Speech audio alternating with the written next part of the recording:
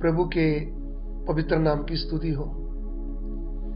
एक बार फिर हम प्रभु के कदमों में आए।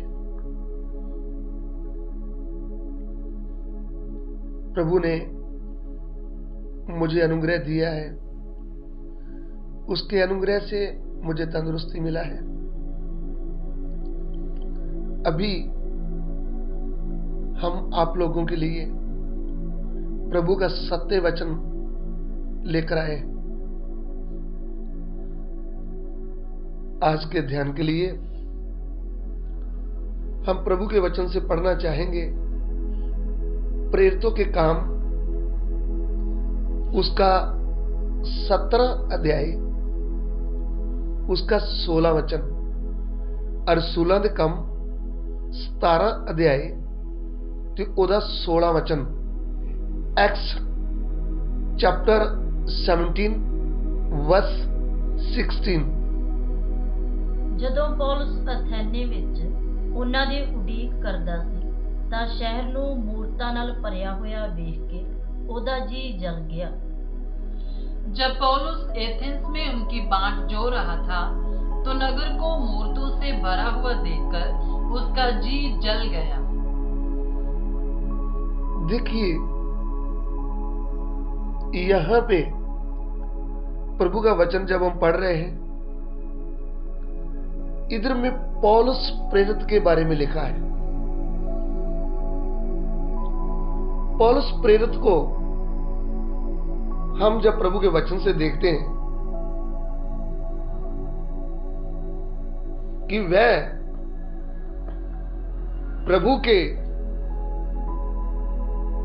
उन लोगों को जो सत्य वचन से जन्म लिया था, जिन्होंने प्रभु यीशु को अपना प्रभु और परमेश्वर करके ग्रहण किया था और पिता पुत्र पवित्र आत्मा के नाम में बपतिस्मा लिया था, सच्चे मन से प्रभु यीशु को अपना मसीहा मानते हुए उसका धन्यवाद स्तुति करते थे।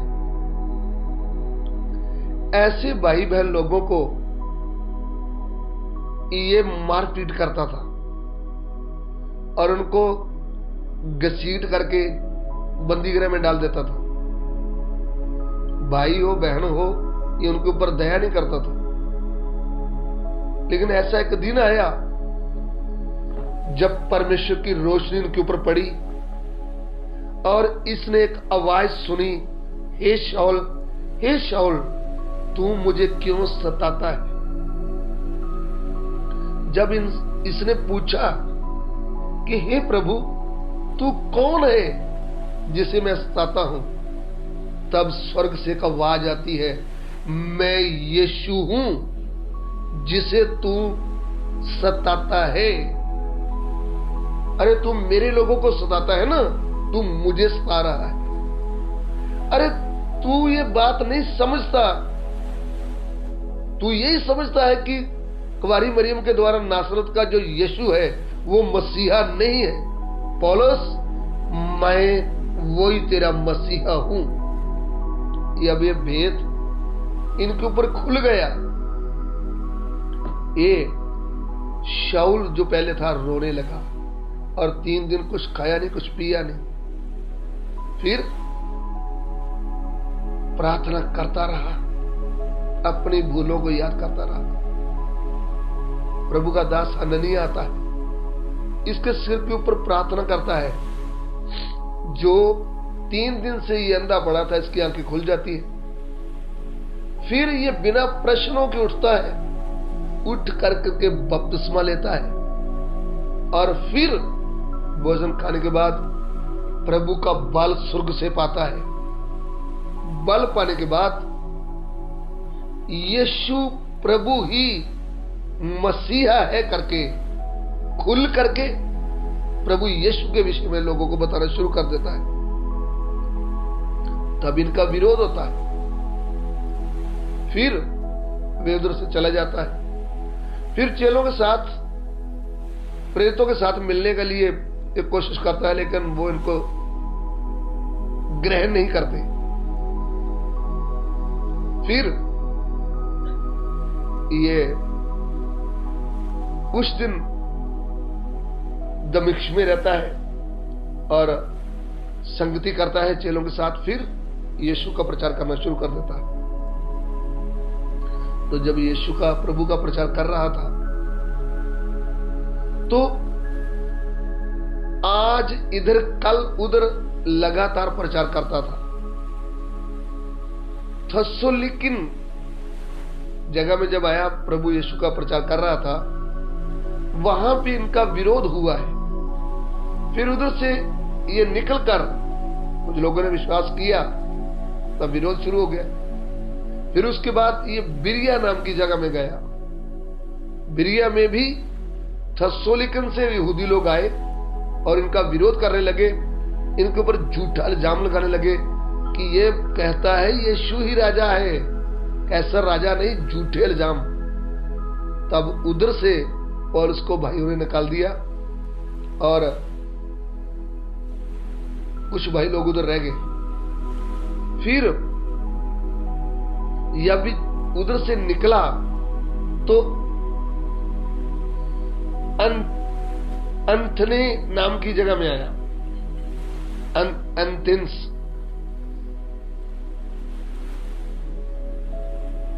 जब इस जगह में आया तो अभी हम पढ़ेंगे क्या हुआ इधर। प्रेरितों के काम 17 का 16। जब पौलुस एथेंस में उनकी बाट जो रहा था, जब पौलुस एथेंस में से उनकी बाट जो रहा था, तो नगर को मूर्तों से भरा हुआ देखकर उसका जी जल गया। उन्होंने आकर क्या देखा? नगर में जब प्रवेश किया है, एथेंस शहर में जब प्रवेश किया तो देखा क्या है? बाएं देखता है तो मूर्तियां दिख रही है, दाएं देखता है तो मूर्ति, सामने देखता है तो क्या दिख रहा है? मूर्तियां ही मूर्तियां दिख रही है। जब उन्होंने मूर्तियों को देखा तब उसके अंदर जो यहोवा का पवित्र आत्मा आया था, जो सर्वशक्तिमान प्रभु का आत्मा उसके अंदर आया था, वह आत्मा ने उनको कैल किया और उनका मन जलने लगा मूर्तियों को देखकर। तब उनके मन में आया, मुझे इधर मूर्तियों के गढ़ में अन्य विश्वासी लोगों के बीच में, अन्य जाति लोगों के बीच में मुझे सत्य जीवित परमेश्वर के बारे में बताना है, मुझे प्रभु यीशु के बारे में बताना है, कुछ भी हो जाए। तो उन्होंने उधर घूमते फिरते प्रार्थना करते हुए प्रभु की आत्मा की अगुवाई पाकर उधर के लोगों को यह बता दिया कि आकाश और पृथ्वी को बनाने वाला सृष्टिकर्ता परमेश्वर एक है जिसको आप जानते नहीं। उन्होंने बोला, हे भाइयों बहनों, आपने सब देवताओं की मूर्ति लगा रखा है, लेकिन आपने एक मूर्ति इधर ऐसे रखा हुआ है जिसका नाम आपको मालूम नहीं। अरे जो अनजाने में आप उसको पूछ रहे हैं ना, मैं उनके विषय में बताता हूं, मुझे उनके बारे में मालूम है। प्रभु ने उनको बुद्धि दिया, उनको सामर्थ्य दिया, और उन्होंने कैसे उन लोगों को बताया कि जिसको तुम जानते नहीं, जिसकी मूर्ति तुमने बना के रखा है, उस परमेश्वर को मैं जानता हूं, वो आकाश और पृथ्वी को बनाने वाला है और वो मनुष्यों को प्रेम करता है। वह मंदिर, हाथ के बनाए हुए मंदिरों में नहीं रहता, वो मनुष्य के अंदर वास करना चाहता है। वो मनुष्य को इतना प्रेम करता है, वो स्वर्ग छोड़ करके मनुष्य के रूप में आ गया है। वो मसीहा बन के आया है, वो हम पापियों को छुड़ाने के लिए आया है। वो परमेश्वर जो हम पापियों को छुड़ाने के लिए आया है, वो है प्रभु यीशु मसीह। ये सत्य का प्रचार पौलुस ने एथेंस में कर दिया। तो मैं आपसे ये आग्रह करना चाहता हूं, हमने जब प्रभु यीशु को ग्रहण किया है, पिता पुत्र पवित्र आत्मा के नाम में बपतिस्मा लिया है, यदि यहोवा जो जलन रखने वाला परमेश्वर है, उसका पवित्र आत्मा आपके ऊपर प्रवेश किया है, तो आपके अंदर जो आत्मा आया है, जैसे शमशून को उकसाने लगा युद्ध के लिए प्रभु का आत्मा, उस समय शरीर की युद्ध था, मनुष्यों के साथ युद्ध करना था।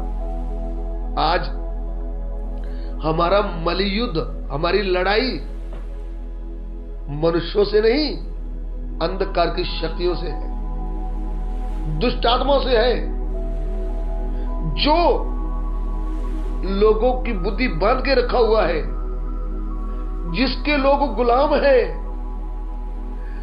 जो पत्थर, लकड़, मिट्टी, पेड़, मनुष्य को, जानवर को पूजा कर रहे हैं लोग, उनका उन्होंने मूर्तियां बना के रखा है, उनके आगे दंडवत कर रहे हैं। प्रभु के दास, प्रभु की दासी, सच्चे विश्वासी क्या लोगों को जब पेड़ की, पत्थर की, लकड़ की, मिट्टी की, जानवर की पूजा कर रहे हैं, क्या जलन रखने वाली यहोवा का आत्मा आपके अंदर है? क्या आपका मन नहीं जलता जैसे पौलुस का जल रहा था? आपके अंदर दुख नहीं होता? आपके सामने एक व्यक्ति पेड़ के आगे मथा टेक रहा है, दंडवत कर रहा है, एक व्यक्ति जानवर को पूजा कर रहा है, एक व्यक्ति मनुष्य को परमेश्वर मार के बैठा हुआ है। क्या हमारे मन में जलन नहीं आना चाहिए? अगर जलन नहीं आ रहा तो परमेश्वर का पवित्र आत्मा, सामर्थी आत्मा हमारे अंदर नहीं आया। रोज लोग मरकर तड़पने वाली आग में, नरक में जा रहे, भाई भी जा रहे, बहनें भी जा रहे, जवान भी जा रहे, बुढ़े भी जा रहे। मुझे सुनने वाले प्रिय भाइयों बहनों, आप कहते हैं मैं यीशु मसीह को जानती हूं, मैं जानता हूं, आप कहते हैं मैं उसका बेटा हूं, आप कहते हैं कि मैं उनका दास हूं, फिर आत्मिक जलन कहां है? आपके अंदर जलन क्यों नहीं आ रही? आपके अंदर जलन नहीं आ रहा तो आपको प्रभु के कदमों में बैठना चाहिए, आपको प्रभु से सामर्थ्य पाना चाहिए, आपको प्रभु से स्वर्गीय बल पाना चाहिए और खुलकर लोगों को बताना चाहिए कि यीशु मसीह ही सृष्टिकर्ता परमेश्वर है, वरना और कोई परमेश्वर है नहीं। वो तुम्हारे पाप क्षमा कर सकता है, वो तुम्हारे आत्मा को उद्धार दे सकता है, वो तुम्हें आनंद जीवन दे सकता है। कौन? तीसरे दिन मुर्दों में से जी उठा हुआ यीशु मसीह।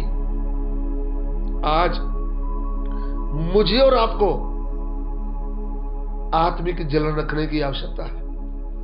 आज मुझे गांव में, शहर में घूमते हुए जो लोग अंधकार के वश में पड़े हैं, अरे पत्थर, लकड़, मिट्टी, पेड़ में उसकी पूजा कर रहे हैं, उनको देखकर हमारे मन में दर्द आना है, हमारे आंखों से आंसू गिरने हैं। प्रभु इनको नाश से बचा ला प्रभु, इनकी बुद्धि खोल दे प्रभु। मेरे भाई बहन, मेरे कुटुंबी, मेरे गांव वाले, मेरे शहर वाले नरक की ओर जा रहे हैं। ये जलन आपको होना चाहिए। यहोवा का आत्मा जलन रखने वाला आत्मा है। हमारा परमेश्वर, हमारा उद्धारकर्ता को यही अच्छा लगता और भाता है। वह किसी का नाश नहीं चाहता, वह चाहता है सभी मनुष्यों का उद्धार हो जाए। प्रिय भाई बहन, आज आपके मन में क्या चल रहा है? क्या सुबह खाना, शाम को खाना, हर 2 महीने के बाद नया सूट डालना, यही जीवन है? यही जीवन है? बच्चे पैदा करना, यही जीवन है? अच्छा भोजन खाना, दोपहर भी सोते रहना, रात को भी सोए रहना, यही जीवन है? क्या तू जलन रखने वाला विश्वासी है? क्या तू जलन रखने वाला भाई बहन है? क्या तू जलन रखने वाला प्रभु का दास है? नाशवान लोगों का जलन क्यों नहीं आ रहा? पौलुस का मन मूर्तियों को देखकर जल गया, क्योंकि लोग मूर्तियों के गुलाम थे, उनकी पूजा कर रहे थे। आज भी लोग इन पत्थर, लकड़, मिट्टी, पेड़ की पूजा करते हुए आपकी आंखों के सामने मर रहे हैं और मर के नरक की ओर जा रहे हैं। आपके और मेरे अंदर एक जलन प्रभु की ओर से जलन आना चाहिए। अपने जीवन की ओर हम ध्यान करें। आइए हम प्रार्थना करें। प्रभु, पौलुस जैसी जलन, आत्मिक जलन एक एक भाई बहन के अंदर भर दे। प्रभु, हम नाश होने वाली आत्माओं की चिंता कर पाए और यीशु मसीह कौन है खोल के सत्य वचन बता पाए। हमें ऐसा बल दे प्रभु, किधर भी वचन जाए तेरा वचन लोगों के मनों में कार्य करे। विश्वासी लोग जागे आत्मा में, प्रभु तेरा नाम महिमा पाए। पिता, हमारी विनती को ग्रहण कीजिए, यीशु मसीह के पवित्र नाम से मांगते, आमीन।